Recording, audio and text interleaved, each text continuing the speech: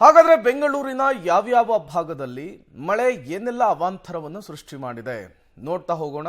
ಪ್ರಮುಖವಾಗಿ ಕೇಂದ್ರೀಯ ವಿಹಾರ ಅಪಾರ್ಟ್ಮೆಂಟ್ಗೆ ಮಳೆ ನೀರು ನುಗ್ಗಿ ಅವಾಂತರವನ್ನು ಸೃಷ್ಟಿ ಮಾಡಿದೆ. ಯಲಹಂಕ ಕೋಗಿಲು ಕ್ರಾಸ್ ಬಳಿಯ ಅಪಾರ್ಟ್ಮೆಂಟ್ಗೆ ನೀರು ನುಗ್ಗಿರುವಂಥದ್ದು. ಅಪಾರ್ಟ್ಮೆಂಟ್ನ ಬೇಸ್ಮೆಂಟ್ ಏನಿದೆ ಸಂಪೂರ್ಣವಾಗಿ ಮಳೆ ನೀರಿನಿಂದ ಜಲಾವೃತವಾಗಿದೆ. 600ಕ್ಕೂ ಹೆಚ್ಚು ಫ್ಲಾಟ್ಗಳಿರುವಂತಹ ಅಪಾರ್ಟ್ಮೆಂಟ್ ಇದು.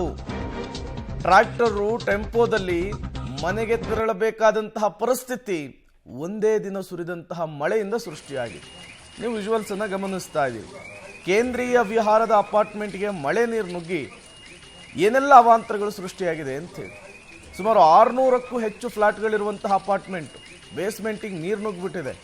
ಲಕ್ಷಾಂತರ ರೂಪಾಯಿ ಬೆಲೆ ಬಾಳುವಂತಹ ವಾಹನಗಳು ಮಳೆ ನೀರಿನಲ್ಲಿ ಮುಳುಗಿರುವಂಥದ್ದು. ಬೆಂಗಳೂರಿನಲ್ಲಿ ರಾತ್ರಿ ಸುರಿದ ಧಾರಾಕಾರ ಮಳೆಗೆ ಬೆಂಗಳೂರಿನ ಯಲಹಂಕದಲ್ಲಿರುವಂಥ ಕೋಗಿಲು ಕ್ರಾಸ್ನ ಕೇಂದ್ರೀಯ ವಿಹಾರ ಅಪಾರ್ಟ್ಮೆಂಟ್ ಸಂಪೂರ್ಣವಾಗಿ ಜಲವೃತವಾಗಿದ್ದು, ಹೊರಗಡೆ ಇದ್ದಂಥ ಜನರನ್ನು ಅಪಾರ್ಟ್ಮೆಂಟ್ಗೆ ಕರೆದುಕೊಂಡು ಹೋಗಲಿಕ್ಕೆ ಟ್ರ್ಯಾಕ್ಟ್ರಿ ಮತ್ತು ಟೆಂಪೋಗಳನ್ನು ಬಳಕೆ ಮಾಡ್ತಿರುವಂಥ ವಿಜುವಲ್ಸು ನಾನು ನಿಮಗೆ ತೋರಿಸ್ತಾ ಇದ್ದೀನಿ.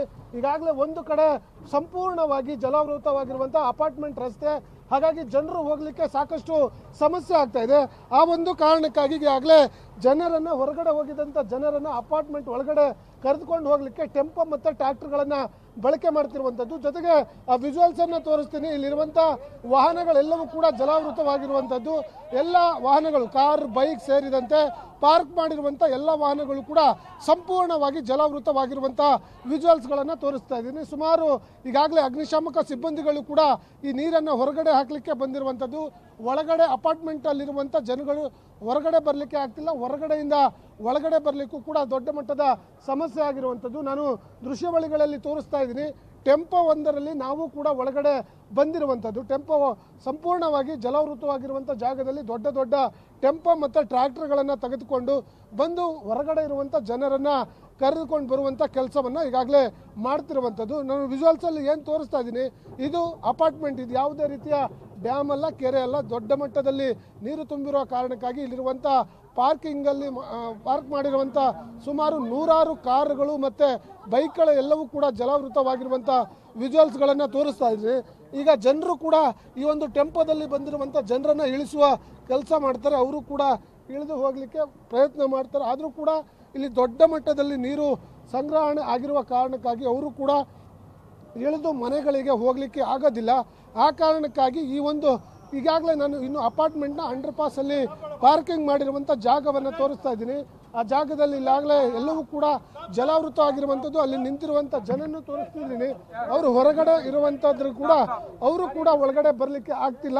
ಈಗ ಟೆಂಪೋದಲ್ಲಿ ಬಂದಿರುವಂಥ ಜನ ಏನಿದ್ದಾರೆ ಅವರು ಇಳಿದು ಕೆಲಸವನ್ನು ಮಾಡ್ತಿರುವಂಥದ್ದು. ಅವರು ಈಗಾಗಲೇ ಒಬ್ಬೊಬ್ಬರನ್ನು ಈ ಟೆಂಪೋಗಳಿಂದ ಇಳಿದು ಅವರವರ ಮನೆಗೆ ಕರೆದುಕೊಂಡು ಹೋಗುವ ಕೆಲಸವನ್ನು ಅವರ ಹಿರಿಯರು ಮಾಡ್ತಿರುವಂಥದ್ದನ್ನು ನಾನು ನಿಮಗೆ ವಿಜುವಲ್ಸ್ಗಳಲ್ಲಿ ತೋರಿಸ್ತಾ ಇದ್ದೀನಿ. ಇದಾಗಲೇ ಅಪಾರ್ಟ್ಮೆಂಟ್ ಬಳಿ ಆ ಭಾಗದಲ್ಲಿ ಇಳಿದು ಹೋಗ್ತಿರುವಂಥ ವಿಜುವಲ್ಸ್ಗಳನ್ನು ನಾನು ನಿಮಗೆ ತೋರಿಸ್ತಾ ಇದ್ದೀನಿ. ಇದೇ ರೀತಿಯಾಗಿ ಸುಮಾರು 2 ಗಂಟೆ ಸುರಿದ ಮಳೆಗೆ ಸಾಕಷ್ಟು ಅವಾಂತರ ಸೃಷ್ಟಿಯಾಗಿರುವಂಥದ್ದು. ಪ್ರತಿಯೊಂದು ಅಪಾರ್ಟ್ಮೆಂಟ್ನ ಆ ಮನೆಯ ಭಾಗದಲ್ಲಿರುವಂಥ ಜನರನ್ನು ಟೆಂಪೋ ಮತ್ತು ಟ್ರ್ಯಾಕ್ಟರ್ಗಳಲ್ಲಿ ಇಳಿಸುವ ಕೆಲಸವನ್ನು ಮಾಡ್ತಿರುವಂಥದ್ದು. ಹಾಗಾಗಿ ಇದೇ ರೀತಿಯಾಗಿ ಸುಮಾರು ಇಲ್ಲಿರುವಂಥ ದೊಡ್ಡ ಮಟ್ಟದಲ್ಲಿ ಸಂಗ್ರಹವಾಗಿರುವ ನೀರನ್ನು ಹೊರಗಡೆ ಹಾಕಲಿಕ್ಕೆ ಅಗ್ನಿಶಾಮಕ ಸಿಬ್ಬಂದಿಗಳು ಕೂಡ ಇಲ್ಲಿ ಬಂದಿರುವಂಥದ್ದು. ಕ್ಯಾಮ್ರಾ ಪರ್ಸನ್ ಮಂಜು ಜೊತೆ ನಾಗೇಶ್, ಪಬ್ಲಿಕ್ ಟಿವಿ, ಬೆಂಗಳೂರು. ನೀವು ಕೂಡ ವಿಜುವಲ್ಸ್ ಅನ್ನು ಗಮನಿಸ್ತಾ ಇದ್ದೀರಿ.